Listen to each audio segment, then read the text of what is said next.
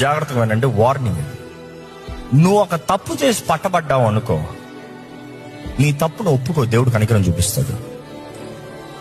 పట్టబడిన తర్వాత ఒప్పుకునేవాడికి శిక్ష ఎక్కువ, తెలుసా లేదా? అందులో నువ్వు పశ్చాత్తాప పడకుండా వాడు చేయలేదా, వీడు చేయలేదా, ఈమె చేయలేదా, అందరూ చేయలేదా అన్నావు అనుకో, దేవుడు క్షమిస్తాడా? ఏసావు గతే జాగ్రత్త. ఏసావుకి దేవుడు తరుణాలు ఇచ్చాడా లేదా? ఇచ్చాడు. ఏసావు వాడుకోలే తరుణాలు. But then he found no repentance. ఏడ్చి ప్రయోజనం లేదు, పశ్చాత్తాపడు ప్రయోజనం ఉంది. I see today the generation blaming others.